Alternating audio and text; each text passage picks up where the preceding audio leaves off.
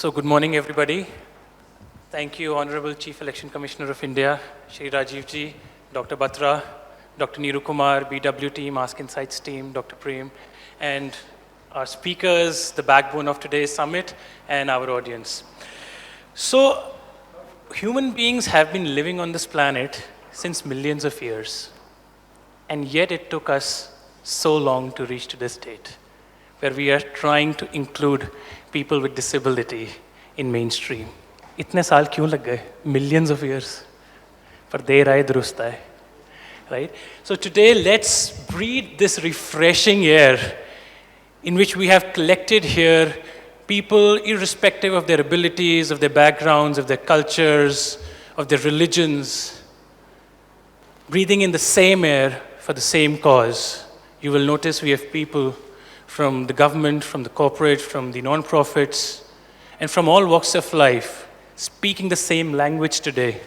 And we will keep speaking and keep speaking till we won't need this mic anymore. So let's start this day with the very basics. How many of you knew that 1 in 5 people were neurodivergent? 1 in 5. It's just they don't disclose. And how many of you know that 1 in 10 people did not disclose that they were neurodivergent? Because neurodiversity is not just about mental retardation that you can see from your eyes. It's also about ADHD. It's also about learning disabilities. It's also about autism and many other neurodiverse phenomena that people may be having in their lives. So we have a very respected panel here, and let me introduce them. They have already been introduced, but I'll still introduce them as a hygiene. And before I do that, for people who are visually challenged, I am a 6'1", 6 feet 1 inch tall boy, wearing specs with a blue suit and a yellow tie, so that you can imagine me. And so I have with me Mr. Nish Parekh, co-founder and global CEO, Rangam. Welcome. I have Ms. Khushbu Chabaria, who's with us online, Diversity and Inclusion Program Manager, Neurodiversity Pathways. We have Mr. Ashish Kapoor, Director, Ernst & Young, EY, India. And we have Sumit Agarwal, who's founder of PR Signal, and he's the United Nations SDG Ambassador. So, with the very basics, Khushbu, you're online. Let's start with you. You're the subject matter expert in the field. Tell us, what does neurodiversity actually means and what comes under it, as a lot of our friends here might not even know about it. Okay. So neurodiversity is a term coined by Judy Singer, who's an Australian sociologist, and she came up with the term in the late 1900s. And essentially it refers to differences in how the brain functions, as well as brain variations regarding learning, sociability, mood, attention, as well as other mental functions. But before we talk about all the technical details about neurodiversity, I want to first start by saying that neurodiversity has always existed from the beginning of time. We wouldn't be in this society and have the technological advances, the medical advances, the research advances that we have in our society if neurodivergent people didn't exist.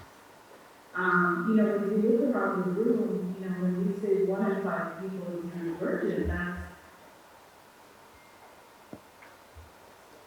that may be neurodivergent, right? And when we walk around and look around the room, or just see the different variations in our physical characteristics, we can notice, some of us are tall.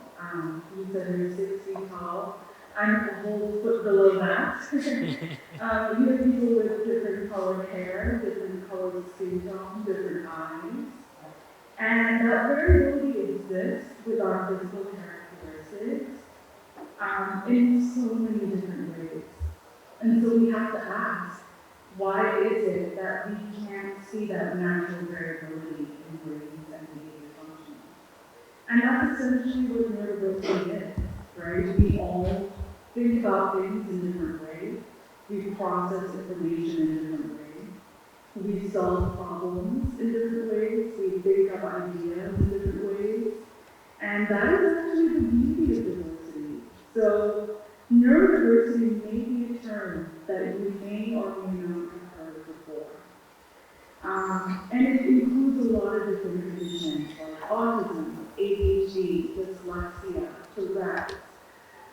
and so many other related conditions that are connected to neurodiversity.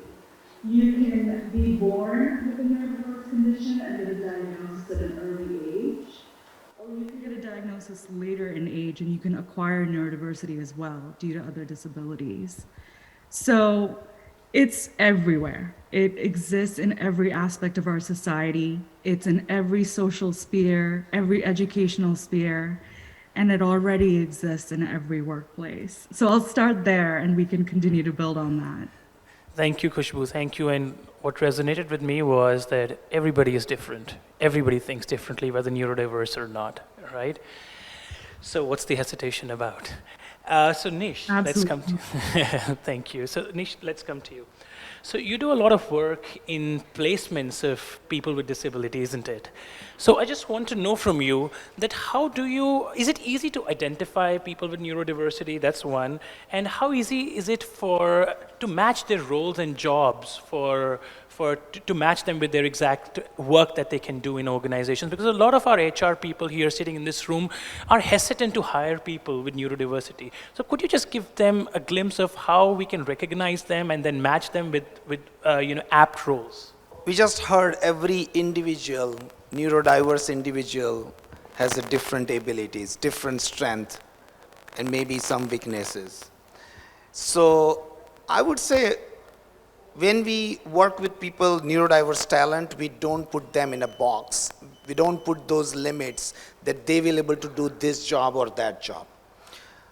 But we always consider what type of jobs out there where companies are considering. And then we go out and look for the talent and try to match their abilities and their strength with the job. Right? So we call this, we screen in candidates versus screening out candidates. So if we start looking at your jobs and go out in the market, which is a typical method of recruiting or bringing in talent, this is not going to work. And that's where we see a lot of organizations are struggling. And that's when they ask, where do I go and find the talent? But remember, we heard 1 out of 5 is neurodiverse. So these people are all around us. They all exist. It's just a matter of, I would say, building that comfort, building that brand, start communicating with the society, with the community, with your partners and say, hey, we are open to hire neurodiverse talent. And that's where EY and JP Morgan Chase and Accenture and Pfizer and J&J of this world, they have started doing this, and Microsoft and SAP, when they started doing that, automatically some of the talent, they are finding that these organizations are open. And the key is, once you start communicating and going out and making those announcements and putting the efforts to create the right environment, this talent will automatically get attracted to your organization. So we don't have to look up, there is no rocket science or not very, I would not say, rocket science, how to attract talent. Wonderful what you said, that har jagah hai, they're all around us, isn't it? So कोई बहाना नहीं है कि हमें candidates नहीं मिलते. बहाना आज से खत्म, right? So moving on to the next panel speaker, Ashish.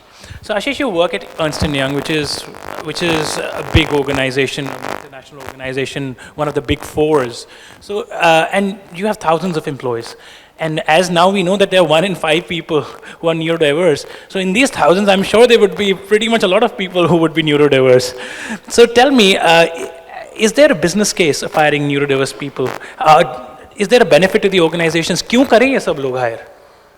क्या सिर्फ समाज सेवा है या फिर कुछ business case भी है? First of all, of course, I'm very happy to be here. Thank you, BW and Ask Insight, for organizing this.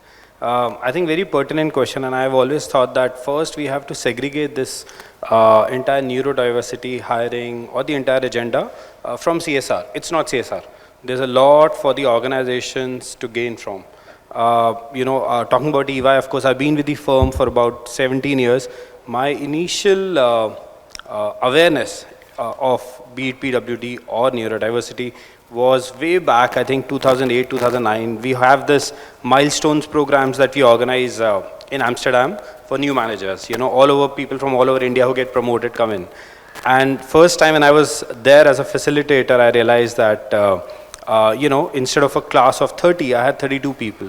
And I didn't really, you know, it didn't make sense. And I was just trying to count why these extra 2 personnel. And eventually I realized that there was a person who had a disability in terms of hearing. And therefore there were 2 people who were there just to, you know, for the signaling and, and making sure that he's participating in the class through and through. So that sort of made me realize the sort of importance EY and organizations like EY put in when it comes to people with disability or neurodiverse population. Back in 2016, Akshay, EY started its first neurodiversity center of excellence. This was in US. We had about 100 odd people. There were 6 immediately that got open in US. And now nearly about 600 to 700 people work across countries in 19 locations, 8 countries. And the idea was very simple. We realized the strengths. We realized that there is this unique strength that people with neurodiversity come along. It could be their ability to focus. It could be their ability to continuously work on a particular interest area. And in the field of technology, in the field of forensic investigations, in the field of cyber, we realized the importance that these people, the entire generation was bringing in. That's where we've started, you know, heavily, not just recruiting, building up these center of excellences. And I think now, as an organization, we realize there's a huge business case. There's a huge business case. Of course, we'll talk through the panel on it. But yes, I would say it's not corporate social responsibility. It's completely business relatable. Wonderful, thank you so much. So, and you said that you have a particular number of people, 300, is that? About 600 now. About 600. Yeah. But then we also know that there are 1 in 10 people who do not, you know, disclose their neurodiversity. They don't come out. So there might be a lot more than just these. That's true. And there is a business case. Wonderful. True. So Sumit, let me open a debate. And the debate here is that a lot of people say that now we want to create an equitable society. So we don't want to make these people conscious that you're neurodiverse. So we'll not come and give you special assistance all the time, and we'll not come and check in on you all the time. We'll give you the appropriate facilities that you want and that you need also. And then once that setup is there, we will leave you to your own judgments so that you have autonomy to play. And the other side of the debate is that a lot of neurodiverse people need regular check-ins, regular mentorship, regular buddies to help them out. So on which side of this debate are you? The healthy thing to do about this is to find a middle ground, right? Because the 2 cases that you just spoke about are 2 extreme sides, right? One side needs extreme amount of mentorship, the other side needs a little bit of autonomy, right? But isn't it the case with everybody, not just people with disabilities? Like, everybody has different requirements. Somebody needs a little more hand-holding, somebody needs a little more autonomy. It's a case with everybody. It's just not with people with disabilities. I think when we look at people with disabilities, we tend to stress more on the labels, right? At one side, we are stressing that we need to give them accommodations. At one side, we are stressing that we need to give them special facilities. And the other side, we are talking about equity. Now, the healthy thing to do is to ask the person that this is the job role, this is the work, and what can you do when it comes to the execution of the work? Do you need help or do you not need help? The problem with most organizations is they have a standard set of procedure for every person with a disability. This is what is available, this is what will be given to you, you have to do it within this. That is where the problem lies, standard set of operations. That should not be the case. Every person with a disability has different needs, different requirements, right? For example, if you look at a job role, right? There is a job role for product listings on a website, right? So it can be even done by visually impaired people. Because you can always have hearing impaired people to look at the images and then communicate with visually impaired people and then divide the same job role between two people, right? And then divide up the salary accordingly. Wonderful. Thank you, Sumit. And yeah, one thing that stood out for me from what you said was, and I'll rephrase it and just give it, rephrase it into one sentence, which is ask and don't assume, right? It's better to ask and not to assume for people. But there is one important thing that you also said, that a lot of organizations have standardized policies, and they try to fit in people into boxes of those facilities and policies and guidelines that they have. Now, Khushbu, coming to you, building upon this point, right? We can customize things, and let me play devil's advocate here. And my point here is not to play the devil's advocate. My intention here is to get out information from you that would help people. So how I would play the devil's advocate here is that this thing about customizing facilities for every employee works when the employee force is less in number. You can work around that. But if the employee force is 40,000, 50,000 people in an organization, how is it possible to customize these guidelines according to each individual? Wouldn't it be tough? And what is your view on it, that how can this challenge be addressed? Absolutely. This is a really, really big question, so I'll take this piece by piece. So like we said, and I completely agree with Sumit, in just terms of, when you meet one person with a disability and you meet one neurodivergent person, you've only met that one person. You've only understood their strengths and their challenges. And when you meet a second person who's neurodivergent, it's going to be completely different. And so we're completely right in saying that it is very challenging to standardize processes for people who are neurodivergent. And for any huge organization, a metaphor I've been using recently, it's kind of like turning the Titanic, right? It's really hard when you have such a big ship. Whereas if you're building an organization from the ground up, you can design with universal design, which is going to be supportive of people of all different backgrounds, all different identities. And that's much easier when you're building something from the ground up. However, I would say that the biggest accommodation that anyone can provide to a neurodivergent individual is a shift in their mindset, right?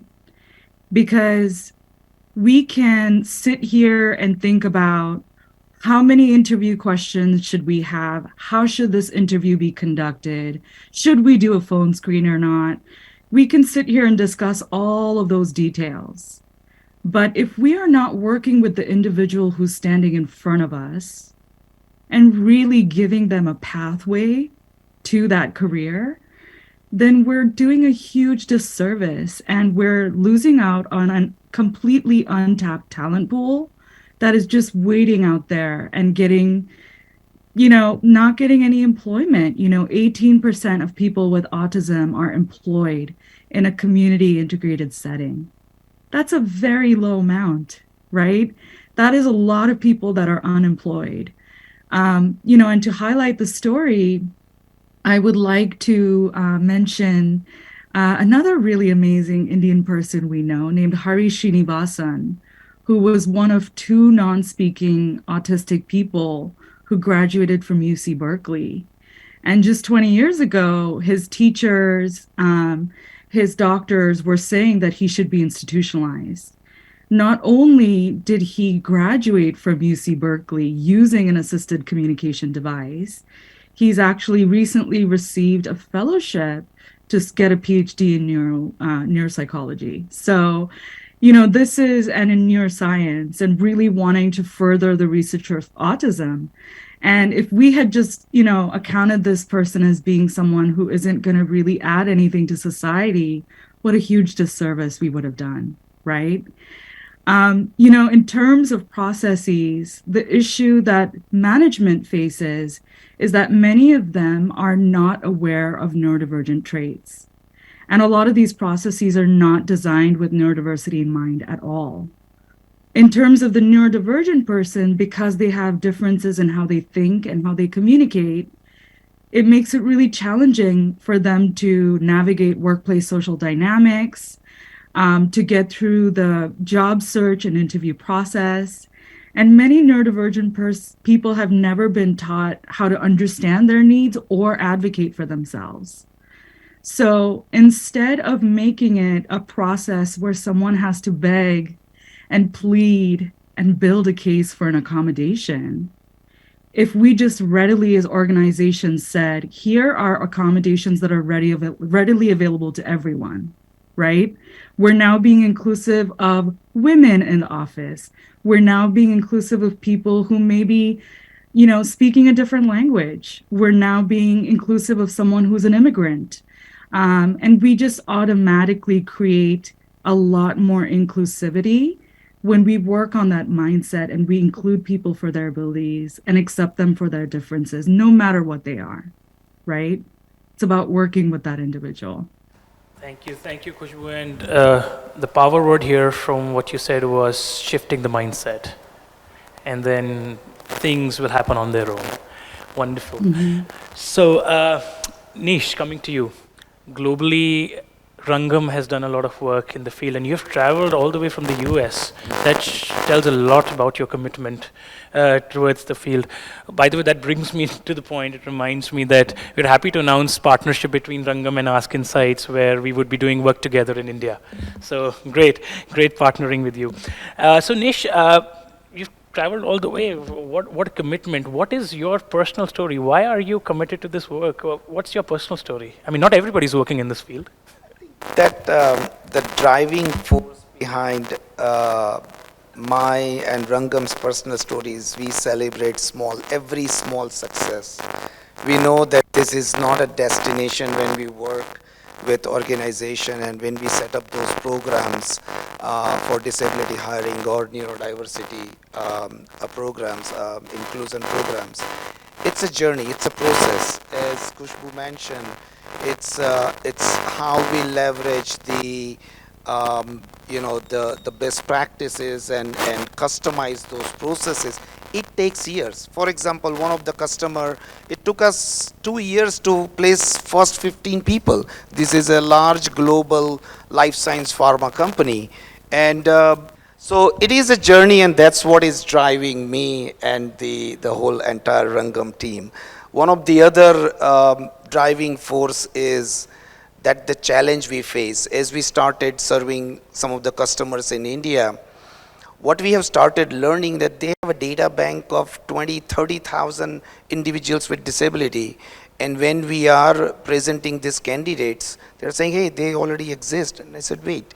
So there is some disconnect. An earlier question that where do we find? It's there in our database. It's not how, as Khushbu mentioned, those processes are not utilizing these best practices of how we evaluate.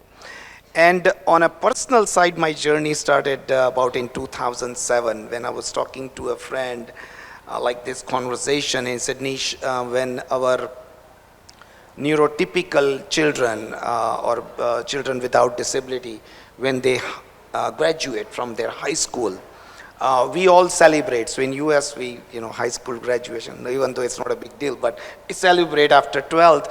And the parents are sitting in the parking lot and they don't know what is going to happen next week, Monday morning, when there is no school bus at the door. And that time I didn't even know what autism is. I literally went on Google and searched, and that's how the journey started. We started our journey with special needs education. We built a technology, we built and won $500,000 in prize from Verizon Innovations. And that was like a kind of an aha moment. And I said, wow, there is an opportunity to do something very creative, and there will be a huge social impact. And of course, there is a business growth. So that's how we started then working into employment. and we started merging this to our traditional staffing part of the business and this niche expertise in the neurodiversity and disability hiring started merging, and that became 1 + 1 = 2 in terms of, equal to 11 in terms of innovation. So Never mind. Coming both, that was on the lighter side. So Ashish, you belong to the corporate world, and tell me, what is the most essential value that the corporate world should adopt to, make life more comfortable for not just neurodiverse people, but people with all disabilities? And secondly, like we have already discussed, that you are working in a big corporate where there might be a few people with neurodivergent people around you. Do you have a couple of stories? Sure. Thanks, Akshay. I think I wanted to pick up something that Nish mentioned in terms of innovation, and I think the first and foremost thing I will say for organizations is that understand that this is a real business opportunity, which is to drive innovation, which is around transformation and also value creation, overall. I think for organizations like us, it helps answer a lot of questions. One very pertinent question these days: where will the next set of talent come from? Why not? I mean, this is a huge pool, like you just mentioned. The other is, how do you start looking at the existing processes, existing deliveries on engagements differently? That's just one of the other ways. And of course, value creation, has an important role.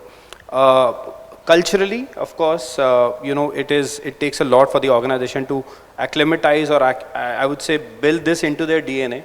That takes time. And I think that's what EY has been doing for many, many years now, for sure. And just as Nish mentioned, starting from how do you attract talent, which is neurodiverse in nature first? How do you make sure that their onboarding orientation is not the same as it is for everybody else? How do you make that ecosystem of not just having one person, two people, but maybe hiring at least in a group where everybody could also share things with each other, share issues, share challenges. And I think the biggest now hiring pool is this set of people who are already there. Now for them, they are able to suggest, they are able to see and tell what changes should we make as an organization in our processes, and I think that's helping us. The bigger we're growing, the better it is becoming in terms of changing our processes and culture. But yeah, many personal stories. I mean, I remember way back, there was this very bright girl who came in and she was doing internship with us in tax. Fairly fine, everything was fine and good. And she was doing her articleship actually, and then she came back, said that I would finish my chartered accountancy and come back and join EY. And that's when it happened. I think it was way back, there was this issue with some refined oil, edible oil, and I think it affected a lot of people. And that made her lose about 80% of her vision. Now, all of a sudden, from a bright college-going girl, in a matter of a year, she was bedridden for about 4-5 months. She was back and she just wasn't sure what to do next. Thankfully, she had been interning with us for some time, and that's where we realized the potential and the value. Of course, for EY also at that point in time, I'm talking about way back. It was a change management that had to be done in terms of just getting softwares which would assist her, like JAWS and other softwares, making sure that people are aware. So a lot of those changes sort of had to be done to bring her now on board, and she's still there with us. It's been about 10+ years now. She's doing a great job. She's working back with the mobility team in tax and doing really well. So I think these are some of the stories which really make us feel and believe that this is the right way to go. And like I said, it's not CSR. I mean, it's business as usual. You have to treat this as one of the ways to grow business. Yeah. Makes sense. So quickly, the last question for the day, Sumit. So you're a social media influencer. You have thousands of followers, and you're also, you do inspirational speeches at IITs and IIMs. So what is your story? Just in 2 minutes, because we're running out of time. Yeah. So I am not supposed to be alive today. I was born in 7 months. I couldn't wait for 9 months, so I was born in 7 months. So, and I was left with cerebral palsy. 30 schools rejected me. They said, we don't have a place for a person like you. I still don't understand what they will by a person like you, right? So my mother left her job, right? She was a successful lawyer, she left her job. She knocked on the doors of 31 schools. The 31st school was kind enough to accept me. I grew up isolated, deprived, I had zero friends. When I was in class 9, I discovered Orkut. That time there was scrapbook, there was no LinkedIn, there was no Facebook, there was no other social media, right? And I discovered that technological breakdown barriers. So that is how even I started using social media. I made a lot of friends. After I did my MBA, I was rejected from 6 job interviews. After the 6th interview, I said, you can keep your job, I'll start my own agency, right? I will not become a taker from the society, I will become a giver to the society, right? And now I have clients all across the world. I manage their LinkedIn profiles, I handle their content, and I've got over 100 million views on LinkedIn. So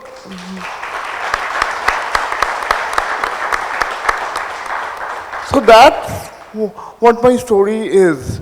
You know, what I think from my story, what I think the HRs are doing wrong or what the companies are doing wrong is they are trying to operate in silos. A lot of companies are like, we will only hire locomotor disabilities. We will only hire visually impaired people. Why put them in boxes? Why not operate with all of them at once? I'll just do a small exercise very fast, right? I'll take 1 more minute. Try to clap your hand with 1 finger. 1 finger, just 1 finger. Not happening. 2 fingers, 3 fingers, 4 fingers, 5 fingers. See, if you operate in silos, nothing is going to happen. If you just use 1 finger, nothing will happen. You have to give chance to all kinds of people. Yeah, thank you. Very inspiring indeed. So let me end this panel by a thought for all of you, and which is there is no right way of thinking. There is no one right way of thinking. Everybody thinks and behaves differently, some more and some less. However, we should now wake up and optimize our systems and processes to mainstream everybody and integrate everybody so that everybody can thrive and be authentic to themselves in societies and in organizations. Thank you so much.